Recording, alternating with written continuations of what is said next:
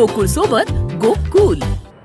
पूर व्यवस्थापन प्रशिक्षण कार्यक्रमाच्या पहिल्याच दिवशी जिल्हाधिकारी अमोल येडगे यांनी आपत्ती व्यवस्थापन चमूच्या प्रात्यक्षिकांची पाहणी केली।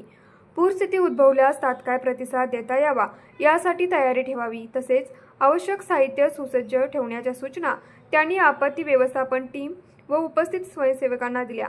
जिल्हा आपत्ती व्यवस्थापन प्राधिकरणामार्फत संभाव्य पावसाळी पूरस्थितीच्या पार्श्वभूमीवर सर्व आपत्कालीन यंत्रणा सज्ज ठेवण्यासाठी कसबा पावडा येथील राजाराम बंधाऱ्याजवळ पंचगंगा नदीपात्रात साहित्याची तपासणी व चाचणी करण्यात आली।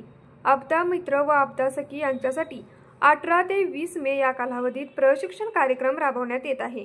या प्रशिक्षणामध्ये जिल्हा प्रशासनाकडे उपलब्ध असलेले सर्व साहित्य जसे की इन्फ्लेटेबल रबर मोटर बोट, लाईफ जॅकेट, लाईफ रिंग, रोप, इमर्जन्सी लाईट इत्यादींच्या सहाय्याने पूर व्यवस्थापनाचे सखोल प्रशिक्षण दिले जात आहे।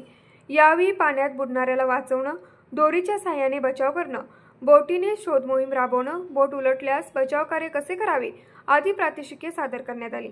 या कार्यक्रमात जिल्हा आपत्ती व्यवस्थापन अधिकारी प्रसाद संकपाळ, पथक प्रमुख सुनील कांबळे, श्रीकृष्ण सुरते, शुभम काटकर, शुभांगी गराडे, अजित शिंदे, सोमनाथ सुतार तसेच जिल्ह्यातील विविध तालुक्यातील आपदा मित्र व आपदा सखी सहभागी झाले होते।